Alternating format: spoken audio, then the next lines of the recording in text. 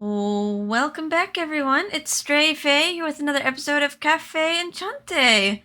In the last episode, we started Canus's route, or chapter 1, so I was revolving all around Canus this time and Canus's world of Medio, so we got to see a lot more of Venia and Titania, which was nice. We got to see more of their relationship and like how they interact and all of Titania's wishes and Venia's wishes and making Titania happy. So that was nice to see more of them because I really like those characters. I like how they're designed. And then at the end of the last episode we saw something not very nice with Canus, but I don't know, I don't think he's a bad guy. I think that's just like who he is. It's just his job. He does like all the bad work of the fairies. Because, yeah, they said, like, the fairies live forever. So, like, someone has to end. Like, everything that lives must die. So, I guess, like, that's just Canus's job. But obviously, this is, like, probably bothering Kotone a lot. So, alright. See what she thinks of it in Chapter 2. On that day, at that moment, Canus relentlessly cut down the little fairy. It's been 2 days since I witnessed it. Yeah, Kotone is not gonna let that go. Contrary to the shock I experienced, Enchante was doing business as usual. Oh, can I have another cup of coffee? Yeah, bring me a soda and a burger, won't ya? Hey, you got all that? Oh yeah, a cup of hamburger and a soda, black, got it. Alright, her mind's totally just scrambled. Not even close. What the hell is a black soda? Were you paying attention to our order? It was a black soda, no, Coke or Pepsi. There's a lot of brown sodas. Fleshy said a cup of hamburger? That's a classic. Oh, sorry. Can you repeat that? I was wrong. Business as usual was far from the truth. Ever since then, I've been having a hard time concentrating.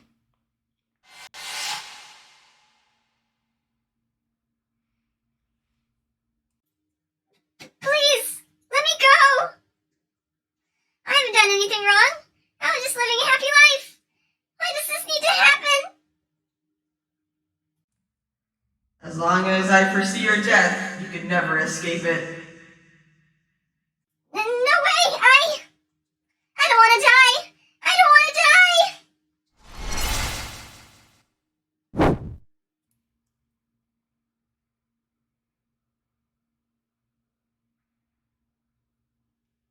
I can't. The more I try not to think about it, the more it comes back to me. The gentle Canus without a hint of hesitation. And as I was running my pen across the notepad absent-mindedly. Kotone, are you okay? Don't you want to tell everyone what happened? Oh right, Il was there with us.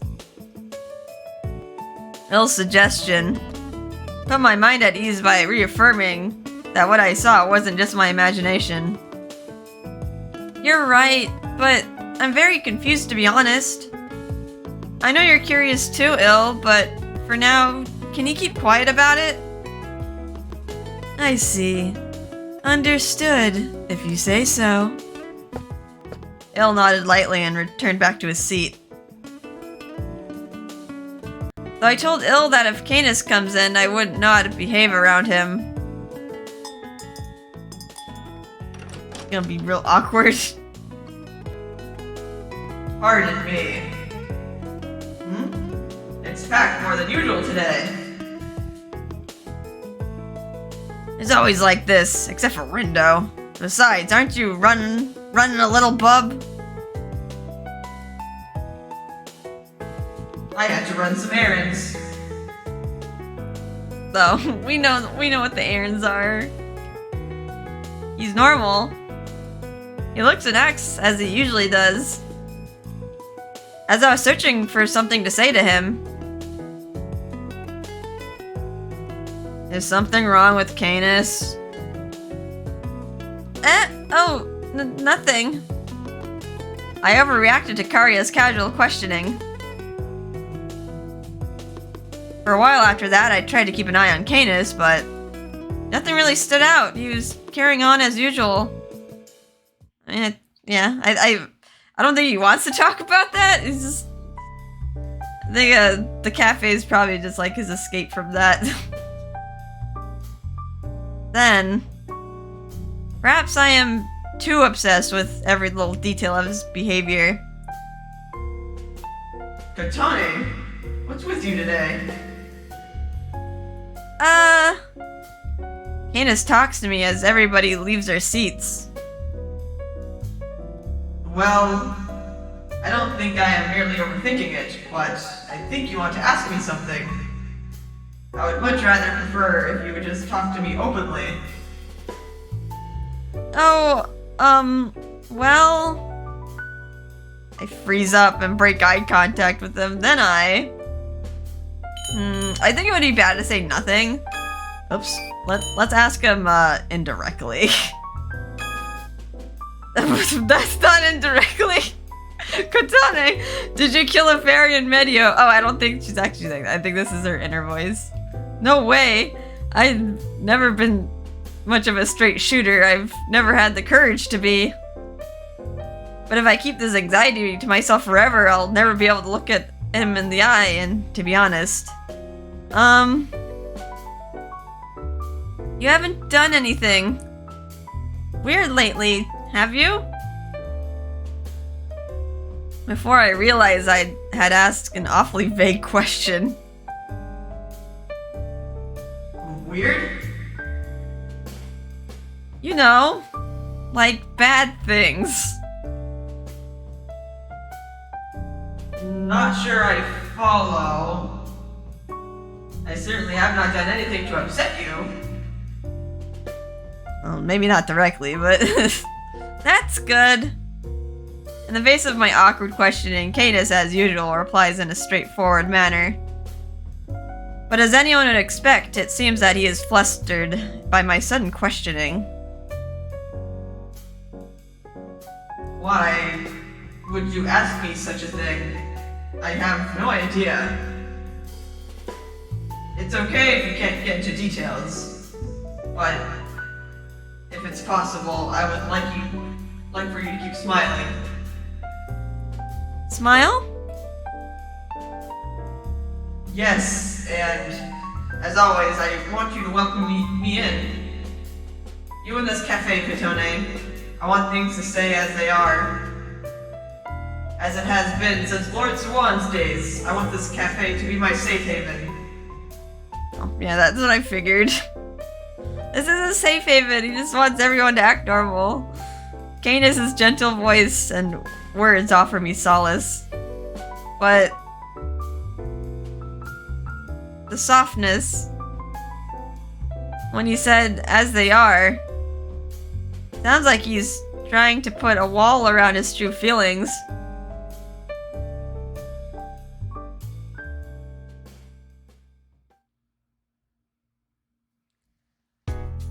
Despite the pessimistic speculations, a few days have passed. It's just a simple exam. I could have come alone. I don't know, I don't trust some of the people in here. It's good we escort Karya. Oh, don't say that. You know I'm worried about your condition. Besides, I wanted to talk to Rindo too. Is that so? Fine, I get it. We're visiting GPM for Karya's examination. We make our way down the hallway. That's right. The reason why he came with Karya here is to talk with Rindo about Canus. With GPM's wealth of data on non-humans. Maybe I can find something out about why Canus did what he did. I've already let Rindo know I'm visiting, so all I have to do is meet up with him. Anyway, my exam room is that way. Alright, I'll see you later. As I watch Karya quickly walk away, I start heading in my direction. First, I have to get to the rendezvous point Rindo and I agreed on earlier. But he did say that the GPM doesn't have a lot of information about Medio. But I'm gonna ask anyway. If I can get any information, however small, I would consider it a win.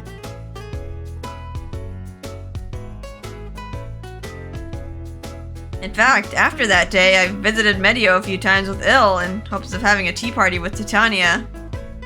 I was hoping the fairies would tell me what's going on with Canus, but...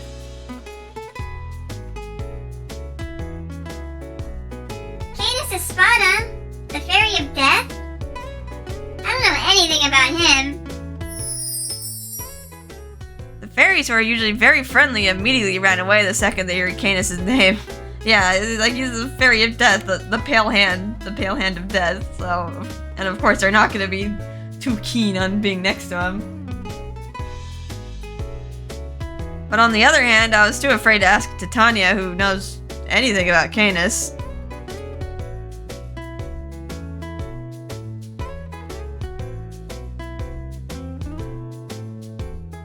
While those thoughts ran through my head, I reached the rendezvous.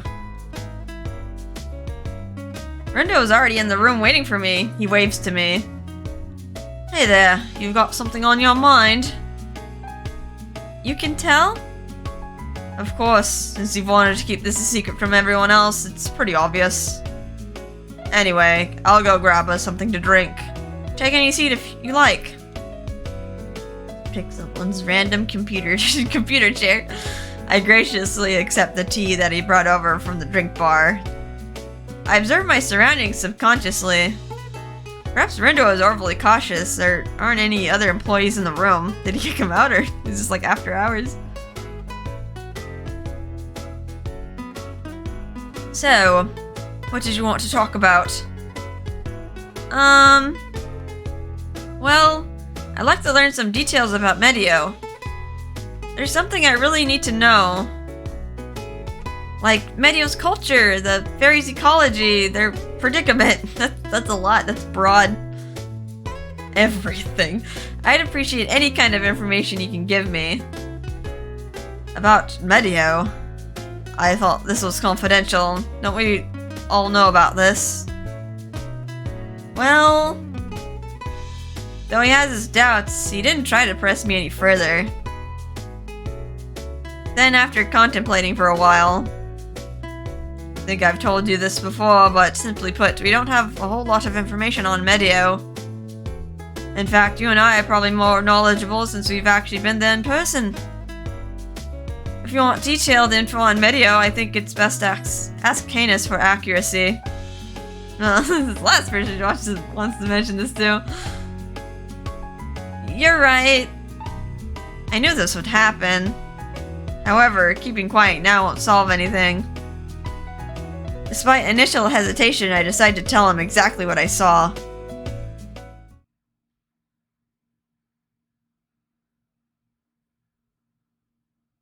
Canus killed a fairy? Yes, at least that's how I saw it. Rindo then fell into deep thought. And then... I'm actually not surprised. I wasn't expecting that. What?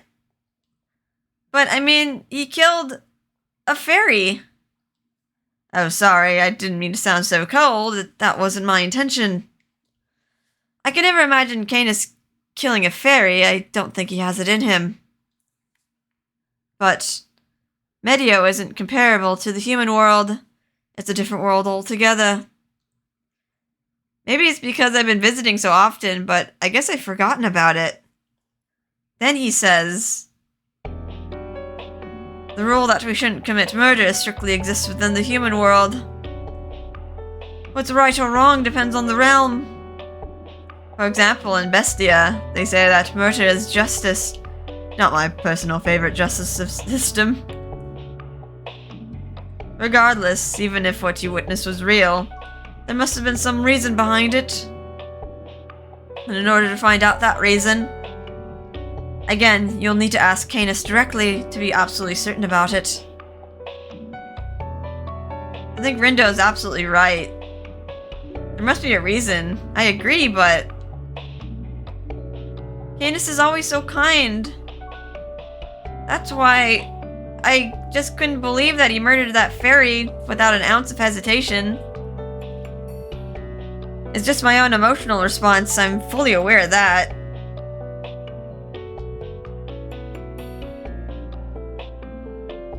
The Canus that brutally cut down the fairy.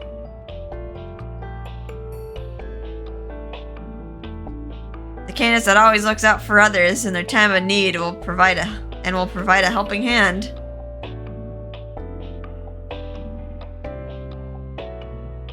I just can't put those two together.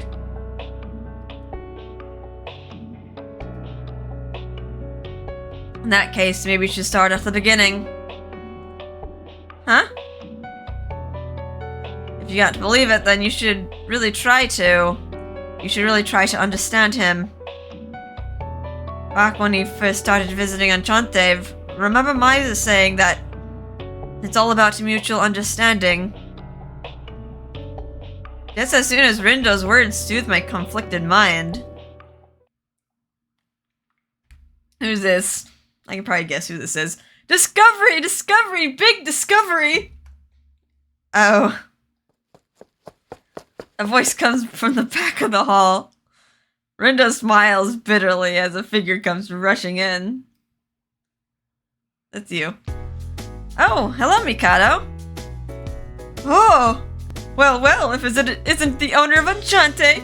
Long time no see, but listen to this. What? I've made a grand discovery. That'll ensure my name will be printed in the history books once again. Mikado's lab coat sways as he spews his science jargon. And it's this guy. Mikado's assistant. God, Mikado. Oh god, I got a bad cough, and Mikado just, like, exacerbated it. Oh, hello to you, Mr. Assistant. Hey, Mr. Assistant. Just to double check, I told Mikado I'd have a guest at this time, right? That's correct. However, you could have easily seen this coming, therefore, I deem this your failure. In response to Mr. Assistant, Rindo rolls his eyes. Wait, hold on. Mikado, aren't you supposed to be examining Karya? Wait, what'd you do to... Where's Karya? Karya Abe's treatment concluded earlier than expected. Another test was conducted at the same time. It's not handling it well because of its surprising outcome. Okay. So the outcome was so impressive that he wants to immediately report to Rindo. Is that really what's going on? Anyway, you know a thing or two about the fairy world Medio, don't you? Oh, yes, we were just discussing that. I don't know if there's some sort of ulterior motive behind his question, but I play it safe by nodding along. Then we can skip the shenanigans! Get this, I finally finished analyzing the flower petals that Rindo brought back from Medio. And ta-da!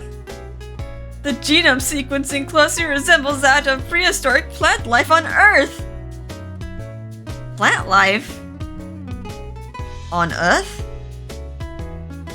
Rindo and I look at each other. That's right, and from that a hypothesis is born. I believe humans once brought plant life to Medio thousands of years ago. And as a result, the giant plant that sprouted became Yggdrasil. Uh-huh. Huh? No, wait. But if that were the case, there would be lots of complications. A gigantic plant life like the world tree. How in the world did it produce the energy, let alone the nutrition necessary for its growth and sustenance?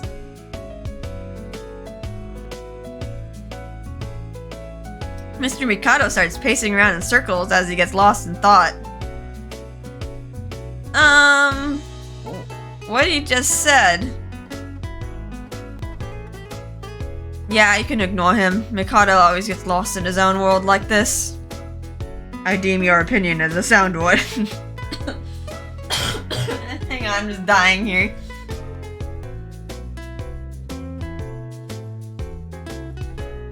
I plan on taking this back to R&D department very soon.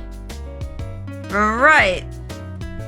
But he was talking about Medio. I wanted to hear more of what he thought. If Karia's exam is over, you should pick him up and head on back. I'm still on break, so I can drop you off. I'm going on a car ride. Enter the back of Mr. Rindo's fancy car and then sit next to Karia. So, how did your exam go? He said I'm physically and mentally stable, and that I'm suppressing my fairy powers properly, which was the biggest concern. Oh, that's good news. Let's go grab a nice meal to celebrate. Karia thinks on Mr. Rindo's proposal for a bit. We should probably hold off on celebrating for a bit. How come? Karia continues after thinking deeply to himself. I've been keeping it a secret, but I'm thinking about telling my parents about the real nature of my body. Oh, that's... Karia always struggled with this. As I think about this, Mr. Rindo and I are speechless. But I want to tell them now that I'm stable. My mom and dad are constantly worried about my condition and powers. Plus, I've been learning a lot about the non-humans at Enchante. Rindo reminds me of this, but I should really start thinking about my future too. Whether to live as a human or to live as a fairy. Karia continues. And maybe, if I came out to my parents, maybe I can find out more about my roots, right? The fact that I've gone through ancestral relapses because my ancestors are fairies, I want to look into that too. In order for me to better understand myself. His words are filled with strong conviction. Both Mr. Rindo and I are unable to stop him right now. Karia is trying to think about his own future for himself. You're so mature, Karia, considering you're only in middle school. I don't think I ever took things that seriously when I was in middle school. And without much thought, I went on to college, got a job, and ended up where I am now. As soon as I finish... You're wrong, Kotone. What? As he stares at the road and drives, Mr. Rindo continues. You didn't just end up in Enchante. You chose to be there, didn't you? You could have easily taken a simple desk job and lead a quiet life instead of succeeding Swan. Yeah, I think so too. Your choice to take over the cafe, Kotone, is why I can live the way I do now. So you should have more confidence in yourself. Karia, Rindo. Confidence in myself. Yes, they're right. Since when did I start investigating behind Canus's back? Being the owner of Enchante is my identity and my place in the world. And as the owner, I believe that we can be open with one another and develop trust. Then I think it's only right that I ask him what happened. Be there for him if something is wrong. My job is to provide a place where Canus can find peace and comfort. I received words of encouragement from Mr. Rindo. Encouraged from Karia, who inspires me by his attempt to better himself and his quality of life. Yeah. I decided to ask Canus directly about the incident.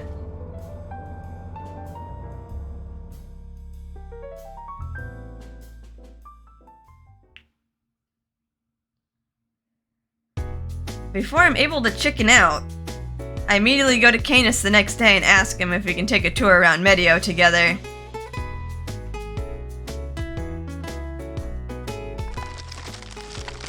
That morning, while watching Medio turn from spring to summer, little crunching sounds, we walk around as we casually converse. This world will always be so strange to me. The seasons change in a matter of hours. You're right. Now that I'm familiar with the human world, even I am fascinated by Medio's flow of time. Long ago, when I first came out to the human world, it felt so strange to me. I figured as much.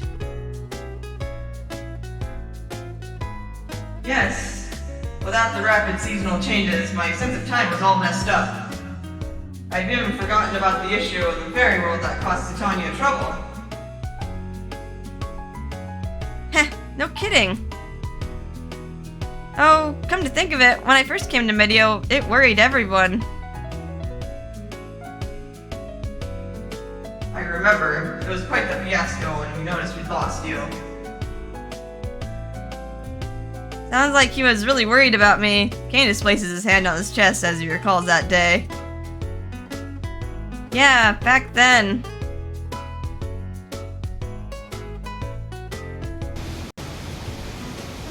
The fairy's prank. It was a real close call. I smile as I stare at the waterfall mist. When I saw you fall, I felt my heart sink. Thank you so much for saving me. I would have been toast if you weren't there. On top of that, I've actually become really good friends with those fairies. I've recently been able to differentiate all the fairies here too. That's impressive. Is that right? Even if they did not have any ill intent, they did almost kill you. Canus stops himself and shakes his head. No, it's all in the past now. I should not say such a senseless thing. Those particular were scolded heavily by Titania. They'll never act so foolish ever again. Many of the older fairies have grown bored over the years. I hope you continue to be their friend. Yes. For a while after that, Canus and I watched the tiny rainbow created by the waterfall. I began to recall my memories of this world and how I ended up getting to be here. We had so much fun in Medio. Not only the fairies, but we even became friends with Titania. I feel like we've gotten closer with Venia these days too. I completely agree. Those two have changed a lot. Venia has changed, but Titania especially has a breath of new life in her. Is that so? I always thought of Titania as a lively and kind person. She has always been a nice person, but she was once very repressed by the amount of her responsibilities. From someone who knew her from back then, she is almost a different person altogether. That's surprising. I can't imagine Titania being repressed. You are right. She often tells me that my edges have been rounded out since I started visiting Enchante. But the same can be said about her. Ever since she started interacting with you, she has begun to smile like the young girl she appears to be. I see. I'm glad to hear that I'm at least of some value for Titania. As he stares deeply into my eyes. Canus, honestly and truthfully, speaks from the heart. Yes, it really is sentimental. Sentimental? Us two walking together in my homeworld. Lord Swan stubbornly resisted visiting a different world, which is why it is all the more sentimental. I see. Kind Come to think of it, I feel like Canus seems to mention Grandpa a lot more often compared to the others. Grandpa, my predecessor who had garnered trust from everyone as the owner of Enchante. Hey, Canus? Am I fulfilling my role as the owner of Enchante? Probably going above and beyond, like, Grandpa didn't need to go to these other worlds, you just... Yeah, he's just going way beyond what Grandpa's doing. Am I the owner that Grandpa can be proud of? My inner thoughts turn into a conversation before I know it. Perhaps he didn't see my question coming. Canus looks a little flustered for a moment, but... Of course, you may have had a rocky start, but now you are just as good as Lord Swan. You carry on his legacy admirably. I am sure Lord Swan is proud. I understand. I sure hope so.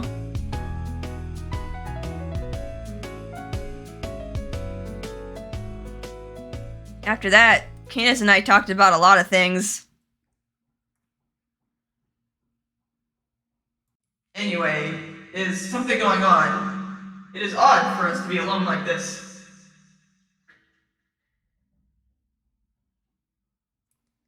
I swallow hard to try and moisten my nervously dry throat.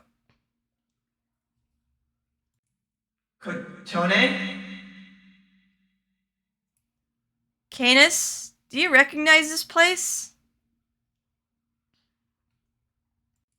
You mentioned earlier that this is where the fairies prate.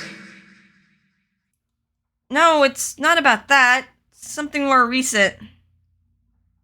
I finally decide to confront him. What happened to the fairy that you disposed of here? Oh. The moment I ask him, Canus' demeanor changes and he's suddenly nervous. By dispose of, you mean... It seems like Canus is trying to play dumb, but I think it's pretty obvious. On the way home from Titania's tea party, Il and I happened to come by here. We saw you and tried to get your attention. Then...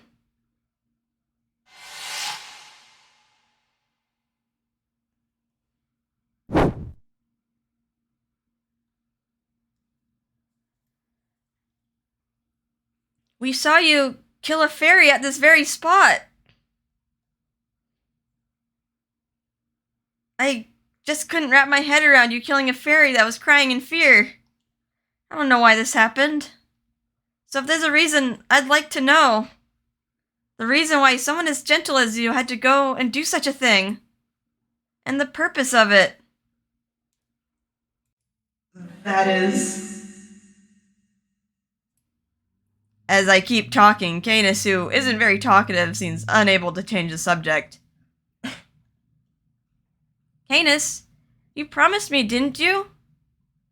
That since I can't see your face, you'll vocalize your pains and feelings as much as possible. So, I want you to tell me.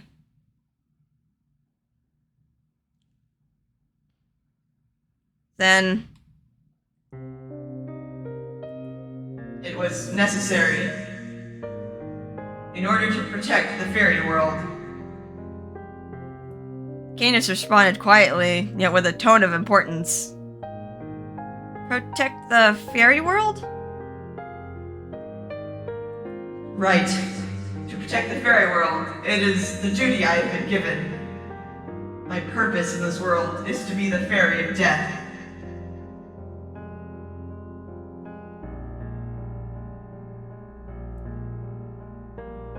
The Fairy of Death.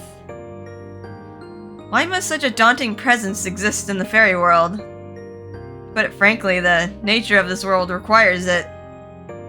Fairies lack a clear concept of death. They are each blessed with eternal life. Some even live for thousands of years. However, during this eternal life, the fairy population will grow and Medio will become overpopulated, causing distress to the very world. That is why, just as fairies are given life, it is equally necessary to bring death. That is my duty. From the moment I was born, I have been destined to bring death to my fellow fairies. That is the Fairy of Death. Canus Espada.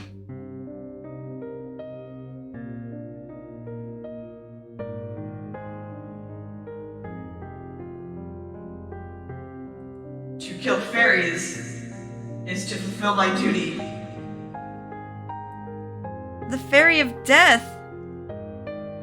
Canus was born to kill fairies? So what I saw was you trying to control the overpopulation?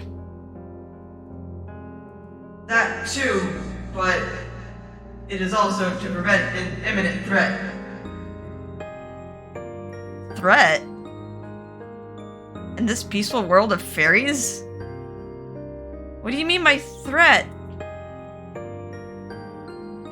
Do not worry. This has nothing to do with you. Oh, not gonna tell us. In his usual voice. But I sense doubt in his tone. As long as I do what I must, many will be free of danger. And you will be able to visit safely. And so... You should not be too concerned about it. In the human world, killing is a sin. But in the fairy world, it is a necessity. Those were the same words Mr. Rindo said to me. Different worlds hold different values. In other words, what you saw was merely daily life. But the reason why I can't just let it go isn't because of the act of killing, but... You say it's daily life, but... Why is it that you are in such... pain? As if he was choking on something.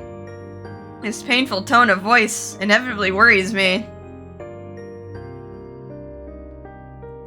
Whether I am or not, you can't even see my face, can you? No, I can't, but I can still tell. Because I spent so much time with you at Enchante. So, I know when you're suffering. That you're in pain, that you're in agony.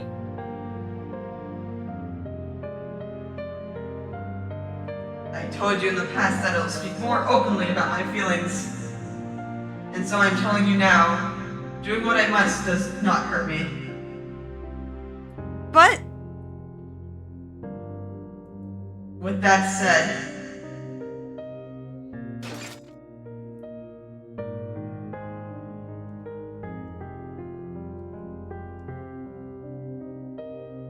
look at me, Kotone Owaki.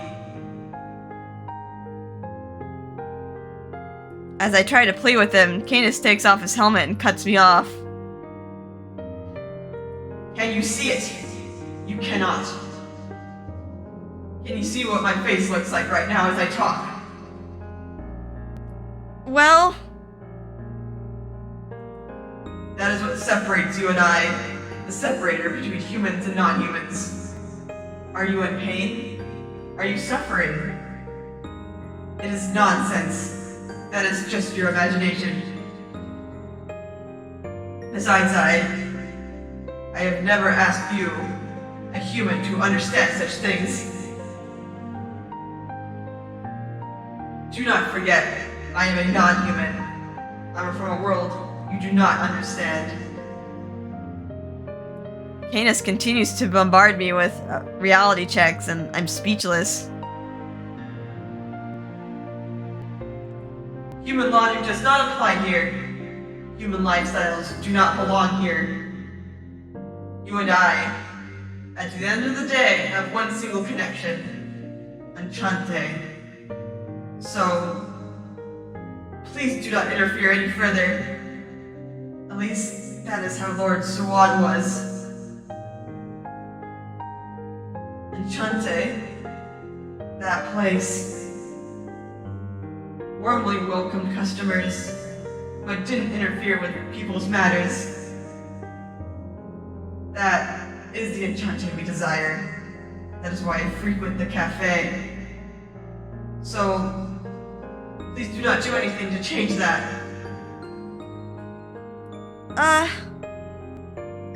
A clear-cut rejection.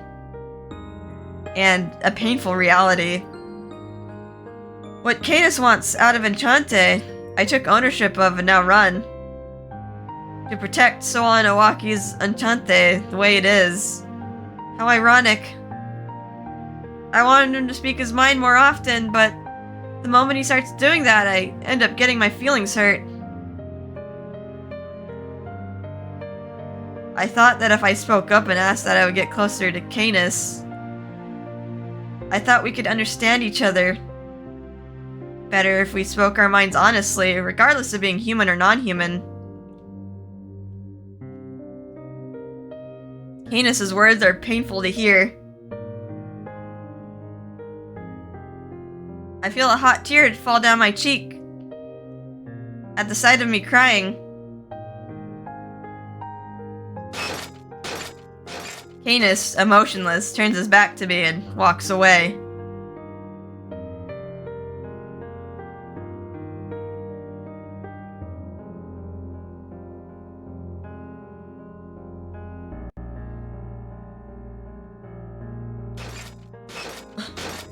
That was Canus's perspective.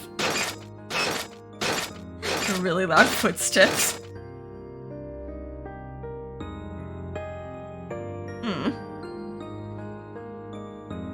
I cannot find the strength to wipe her tears.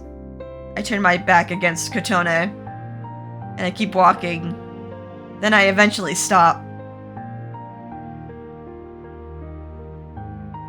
The only sound I can make is my usual hollow breathing. I never wanted her to see me, and I never wanted her to know. She has been living a quiet, meaningful life. She is a gentle soul. I didn't want her to witness me doing what I must. My death-ridden duty. I look up at the sound of shuffling bushes. Venia. I hate to say it, but I saw what just happened. It appears that she has witnessed everything.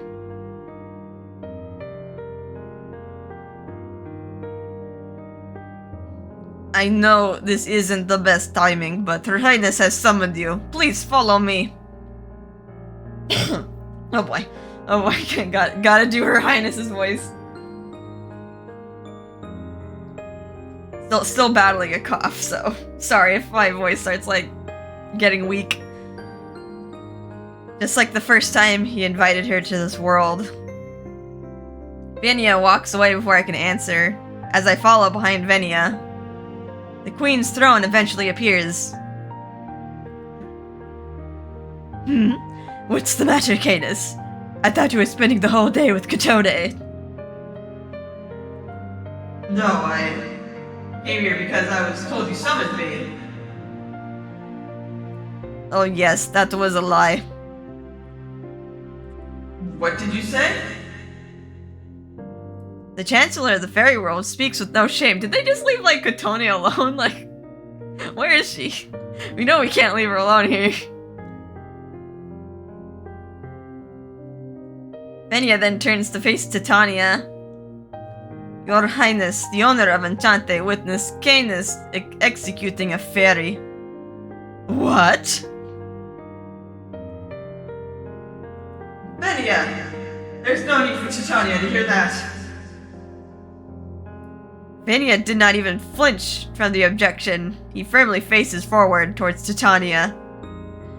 Her childlike features distort as she speaks. I see. She saw you. He has been fulfilling his duties while having invited a foreign being. This outcome should have been foreseen. However, I also bear some responsibility for it, cautioning him while being aware of it. Or not cautioning him. So, have you spoken with Kotone yet? Titania looks concerned. She too has become close with Kotone. She must be curious of how Kotone reacted since she now knows of the fairy world secrets. However,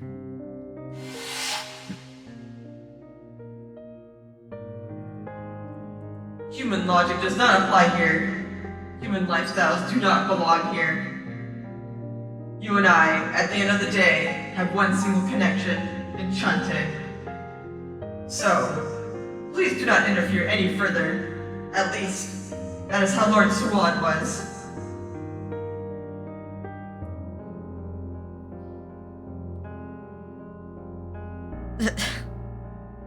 I tried to say something, but in the end I simply could not.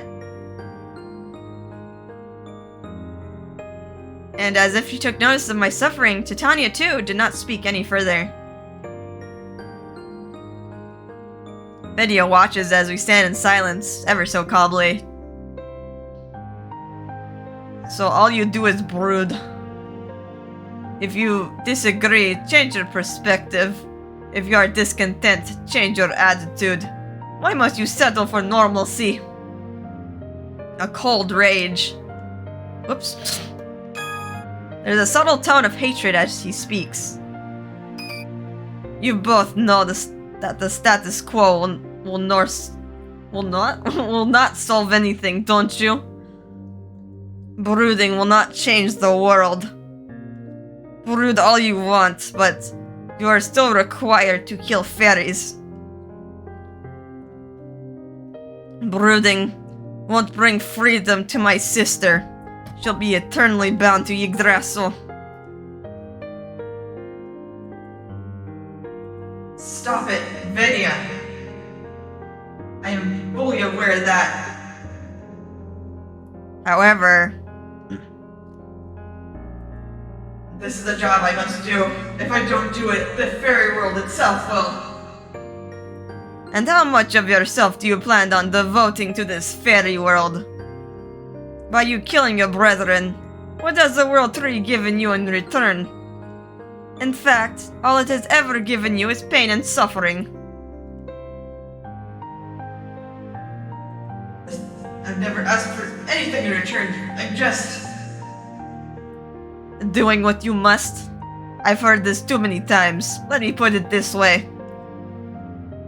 Canus, do you intend on continuing to kill fairies and visit Enchante as if nothing happened? And make contact with her with all that fairy blood on your hands?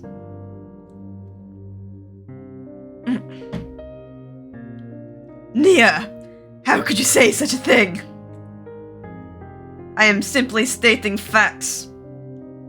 However, you may never wash the guilt from your hands, but there is a way to prevent further stains. What? Canus, sister, do you remember what I had proposed to you nearly 100 years ago? Oh yes, I remember that clearly. I can't even remember what I ate for breakfast. 100 years ago. It does not immediately ring a bell, but Titania, on the other hand, instantly grasps what Venia is hinting at and turns pale. What? Why would you bring that up so suddenly? No! You must not! How come? How come? Have you forgotten the atrocity? Canus' predecessor, who once thought, as you do, acted upon it, and... You've seen it with your own eyes what could happen, did you not? Canus' predecessor, what? Memories suddenly flood my mind. Memories full of terrified screams. Memories of constant killing.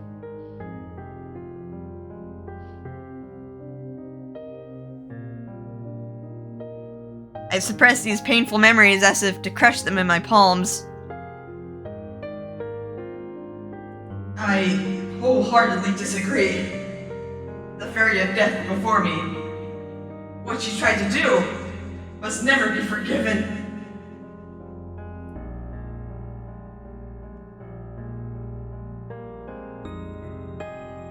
It is true. Canus alone would not stand a chance. But it may be possible now. You have brought a solution to this fairy world.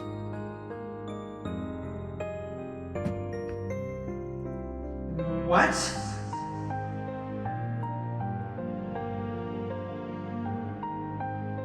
Enchante's regulars, the strongest from their respective worlds. If we can use their powers, or perhaps...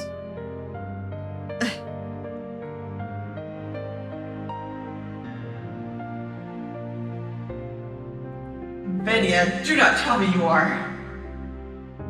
The true reason you started visiting Enchante was to... That's right, to scout the potential talent of Enchante's regulars. However, even without me doing so, you know well enough how powerful they are, don't you? You have a point. I do trust them. I am aware of their power. But... I still worry. I look up at the trace the stems that bind Titania to the tree. the threat of this world tree may very well exceed their powers or imagination. As long as there's a chance of failure, and the chance of inflicting casualties, I cannot and will not accept your proposal. I exclaim, as if to stop him, but...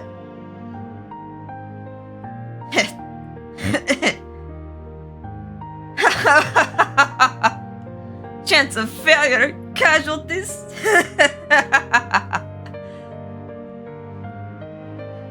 Venia laughs at my objection. What of it? He explodes into utter rage. You are the victims. You are the victims strangled by this aggravating world. You are merely a puppet of the world tree, a subject of exploitation. How can you allow such cruelty? Why do you not try to escape this tragedy?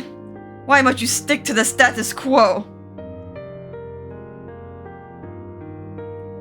This could be our best and possibly last chance to change the world. Considering the insignificant lives you have been destined to take. That's right. Beings that exist at my sister's expense. All our lives. All our disposable lives. Nia. Hatred towards the world. Hatred towards the world tree. Hatred towards what gives his sister life. The emotions deep down inside of him convinced that that this is the best path to take. Oops, sorry. It's a path that my predecessor once took. All in the name of escaping a cruel reality, no matter how many lives are at stake. Despite the sincere candidness, I can't do it. I cannot kill any more than I do now. I cannot allow myself to choose the path of numerous deaths. Someone's tapping on the wall. Nia, that's enough. We fully understand how you feel. But please don't go any further. Of course, you are special to me, but all of the fairies that live in this world are special to me too. Oops. I would never go as far as to step on them in order to gain freedom. Besides, I don't want to watch you and Canus argue like this. Venia's sister and the queen, after seeing the world tree's bride's tears, it was my fault for thinking I could count on you. And you call yourself a knight. You boast about protecting every day, but now I can't stand to look at you. Venya expresses contempt as he looked at his feet. I'm unable to respond.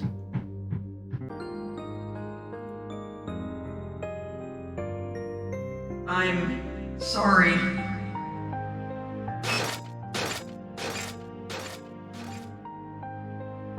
All I can do is muster an apology as I walk away.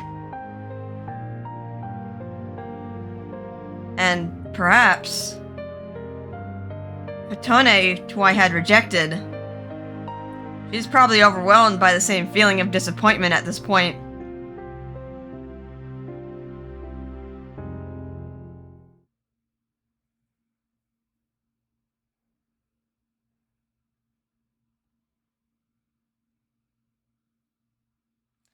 Liberation from Yggdrasil. I would be lying if I said I never dreamed of it. Sister. However, I cannot shake this fear. If we were to act upon your proposal, how many fairies would be sacrificed? Oh, what's going on? Is that an earthquake? I don't know, but this is not ordinary. Trouble, big trouble! My queen, Venya! Near the trunk of Yggdrasil, deep down at the roots. There's a giant hole like we've never seen before. Hole? Could it be? Is there a wormhole? But the wormhole so big it causes an earthquake has never occurred in Medio.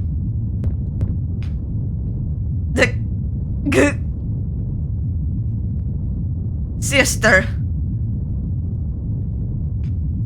My queen! This is the world tree. Sister! Sister! Oh?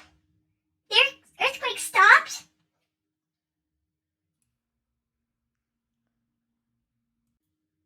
Hey! Is the queen okay? She fell asleep all of a sudden. No need to worry. Please go check on the other fairies. If they are still confused, tell them that everything is okay now.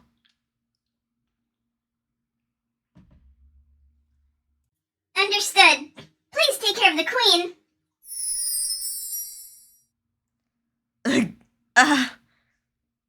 Sister.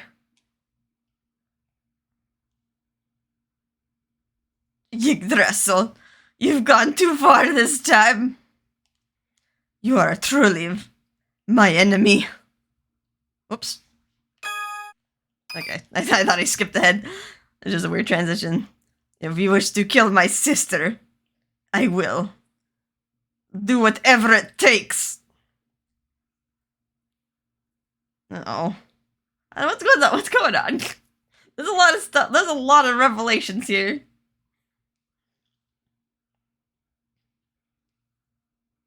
"5 days have passed since that day. Embarrassingly enough, I've been absent-minded ever since. Of course, Kotone did not learn all this information that they just divulged. Where was Kotone also, by the way? Like, there's this whole thing. Was it just implied that, like, Canus brought her home and then went to the queen? Did she feel the earthquake? I don't know.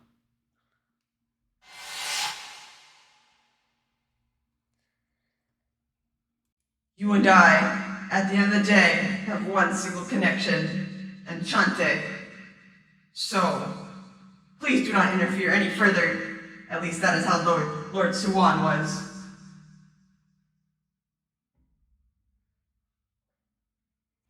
Canus's words cut deeper than anything I've ever heard. And Canus himself hasn't visited the cafe since. Even if he did visit, what sort of face should I make as I welcome him? the separator between humans and non-humans. Owner and customer. Personal matters not meant for others. Kotone's my Enchante. Sawanawaki's grandpa's Enchante. I haven't been able to get thoughts like these out of my head. Then one day.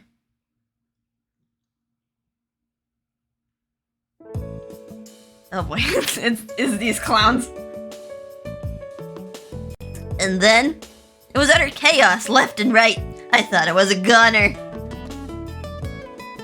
You just can't get in your head how stupid you are, huh? Hey, don't call me stupid. I may be a little guy, but I'm desperate, you know. Here's your iced coffee. And here's your soda refill, Ignis. Oh, thank you.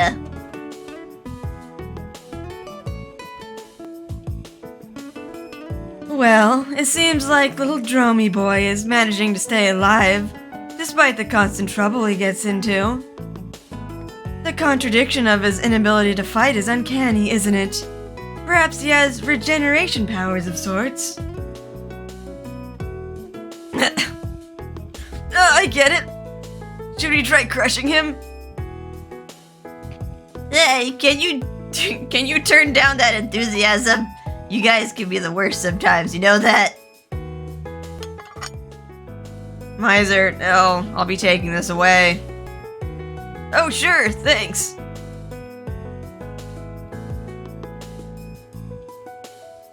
Hey, Miss Barkeep, aren't they terrible? You think I'm trying my best, right? Oh, yeah. Not really listening. Huh? That's it? Hey, bro. What's up with the barkeep?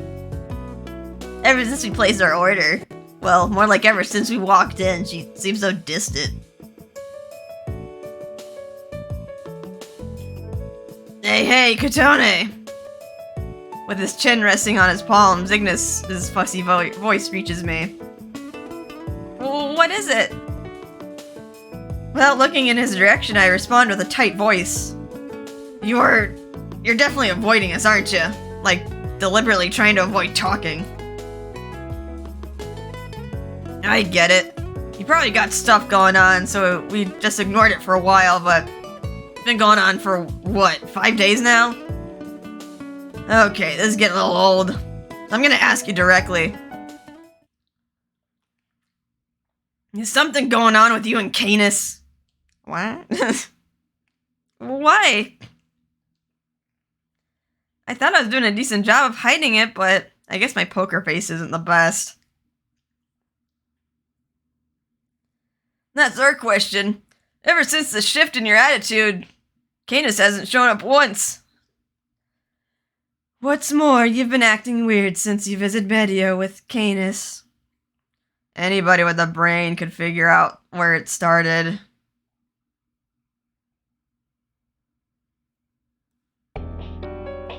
You and I, at the end of the day, have one single connection, Enchante. So, please do not interfere any further. At least, that is how Lord Suwan was.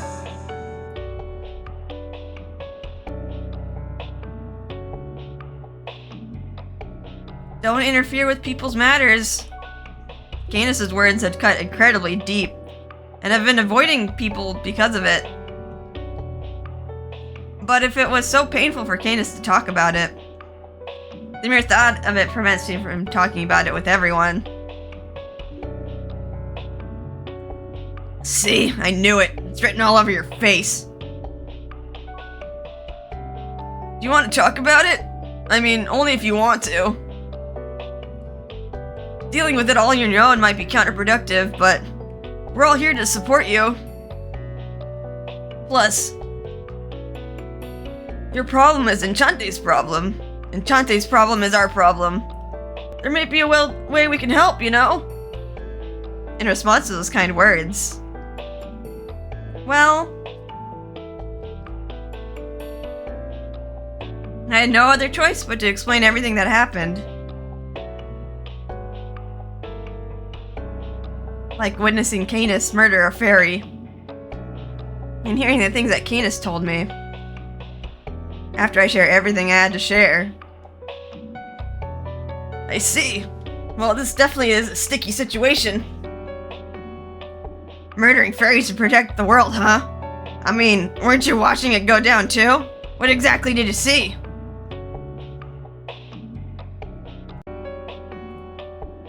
I didn't see anything special about the act itself, but considering what Canus said, the fairy world isn't exactly a peaceful world. That much I can say. I also talked to Rindo about it, but sounds like even the GPM doesn't have enough information about Medio. So at this point, we have no idea. The Fairy Queen Titania probably knows something, but it is what it is. Simply asking her won't guarantee that she'll tell us. Then, just as the crew falls into silence, Karya takes the opportunity to speak up. Hey guys. I think I know a little bit about that. Do you? Really? I think so. Let's see, where should I start? Then Karya begins to slowly talk as if he were trying to piece together his memories little by little. Oh, just poured water all over my controller. Remember the other day? I told you about this Kotone? Thought I was gonna talk to my parents about myself. So, just the other day, I finally got around to talking with my parents. Until then, I only told them I had some mysterious powers, but the fact that I've gone through ancestral relapse, I told them everything I knew. At first, they were, as one would expect, very confused, but I shared with them the GPM documents and demonstrated my powers for them. Ultimately, they believed me. So I proceeded to ask them about my roots. In the other words, about my ancestors. Wait, I thought Karya was adopted. Wait. Then my parents went out of their way to contact my biological parents who abandoned me. Okay. And research my family tree. Come to find out, my grandmother's mother, my great-grandmother, was an oddball. My grandmother is already deceased, but her younger brother, my great-uncle, is still alive, so I went to visit him to learn more about my great-grandmother. Then, I've lived for roughly 300 years now. The reason why I live in the countryside is because the city just doesn't suit me. If I stayed there, I would die. Wait, what? Is this the great-uncle talking? Oh, that's the grandmother. Apparently my great-grandmother always said such weird things as she laughed. Okay, so the great-grandmother was long-lived, but I'm guessing the countryside... Like, she didn't get as sick living in the countryside, I'm guessing. That she was just joking, but because her stories are so intriguing, my great-uncle still remembers them. The most memorable of them all was a story of a distant, mysterious world. Once upon a time, there was a kingdom made from a giant tree. Life on this big tree was comfortable, and the residents lived there happily in peace. But one day, something had happened. The giant tree, which provided benefits for the residents, that tree began to assault the residents. The momentous assault saw no end, and too many people lost their lives. At that rate, the world itself would have fallen apart. Then the residents, in order to tame the tree's rage, decided to offer a bride to their god. The effect was dramatic. Thanks to the bride devoting herself to the tree, peace returned to that world. It's almost like she's a sacrifice.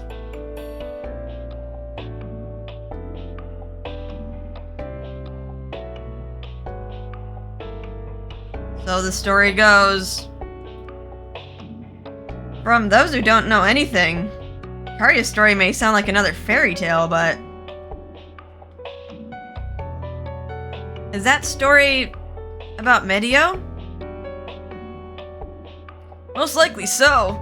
Karya's great-grandmother must have been a fairy that entered the human world. In that case, the giant tree that assaulted the residents must be referring to Yggdrasil. Probably. By the way, who's this bride thing you're referring to?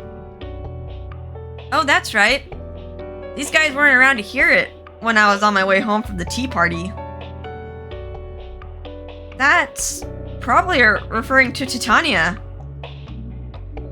Another name for the fairy queen is the World Tree Bride. I'm starting to see the big picture. The threat Canus is referring to is probably something that the World Tree might do. And the fairy queen, Titania, rather the World Tree Bride, is there to prevent it. A sacrifice. Right. In which case, I can understand why she'd be bound to Yggdrasil so adamantly. Except, I still don't see the connection between that and Canus killing fairies. Maybe like more sacrifices are needed? Ugh, you know, since this is a foreign world issue, I'm not too invested, but it sure does feel awfully ominous. More importantly, if that's true, then Canus. Since he knows about some imminent threat, do you think he purposely pushed you away in order to not get you involved, Kotone?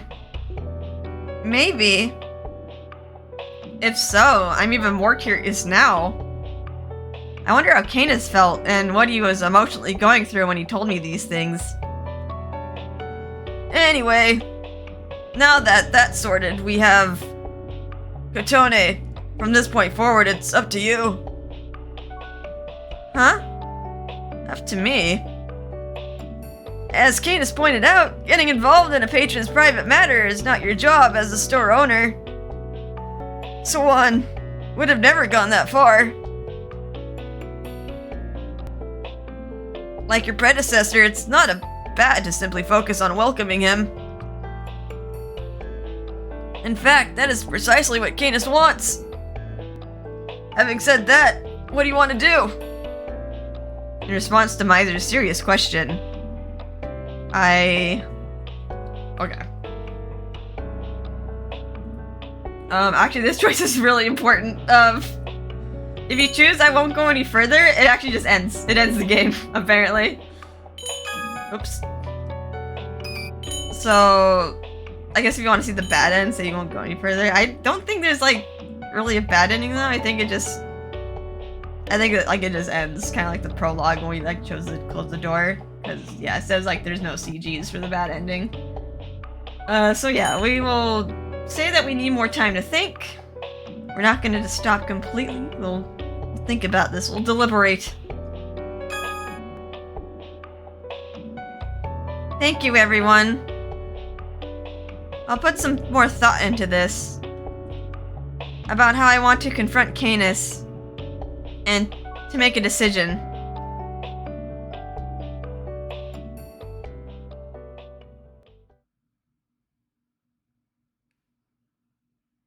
"5 days prior to Kotone arriving to this resolution." Well, going back to Canus' perspective. This is like right after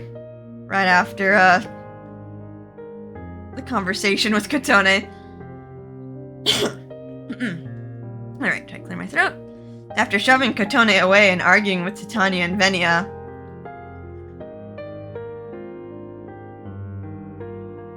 "It was my fault for thinking I could count on you. And you call yourself a knight. You boast about protecting every day, but now, I can't stand to look at you." After Venia expressed his contempt and hostility towards me, I walked away.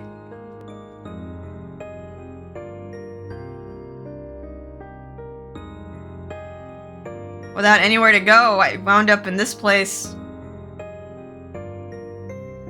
This is where Kotone and I became more open with one another. A sorrowful breath spills from my invisible mouth. I realize now how strange the fairy world is after spending time in the human world. From the far, visible horizon to this very spot, everything in between is part of Yggdrasil. This tree is the cause of all suffering, and the cause of the rift between Kotone and I.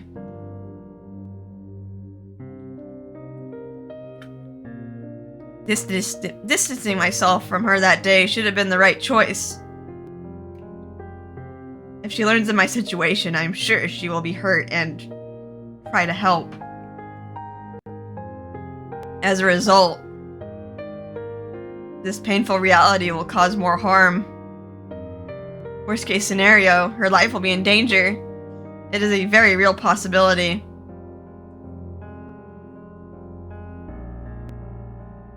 That's right. I was right to make that decision. Regardless of the fact that I can never go back to Enchante ever again. Ever again, what? I have returned to my original self. I should just get over it. But...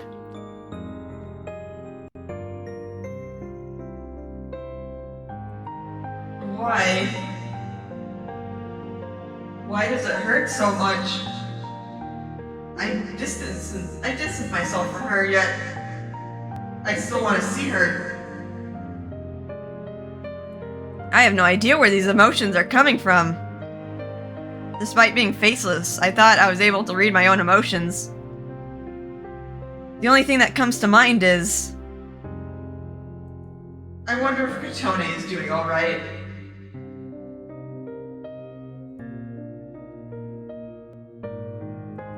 I hope she is not forcing herself to carry heavy loads without any help.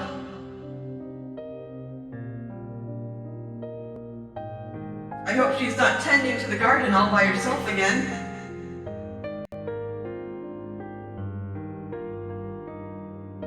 I hope she is not forgetting to take breaks and not overworking herself.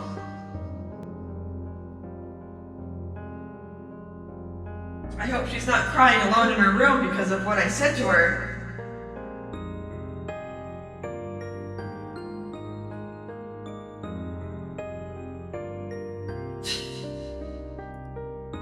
the separator between humans and non-humans. I am the one trying to break the separator by constantly thinking about her. How should I feel about fulfilling my duties going forward? Oh. I instinctively brace myself against the sudden quake. But before I can survey my surroundings, the quake quickly calms. What was that? And what was that pulsing noise I heard earlier? As I sit in my confusion, the fairies seem to be panicking as well. The tiny fairies are speeding their way towards the nexus of Yggdrasil, towards Titania.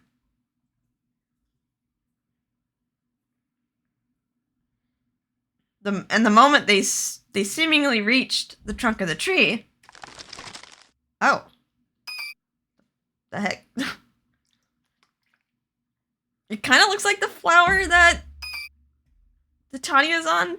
A portion of it transforms into an odd shape. It swallows the tiny fairy's body whole. What? Contrary to my surprise, the bizarre creature fuses itself back into the tree. At the sight of this, I feel as though all my blood in my body has escaped.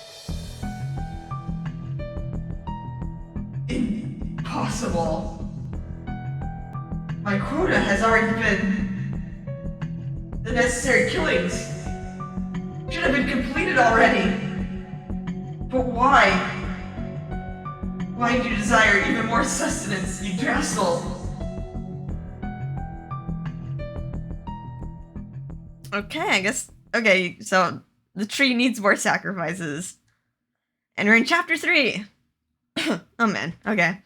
So sorry that this episode took so long to get out. I've been like trying to record in pieces. because my throat is still pretty weak. So this is a good time to take a break. So yeah, we learned a lot of revelations, I guess, about the tree. So yeah, I'm really curious to see how this is gonna like go down in the next chapter. Alright, anywho, I hope you had a relaxing time. I hope my voice didn't like bother you guys too much. I know like it keeps cracking and it's like pretty dry. It's pretty dry right now, so it's like kind of hard to do like all the voices. But anyway, I hope you guys had a relaxing time, and I'll see you in the next episode. Bye bye.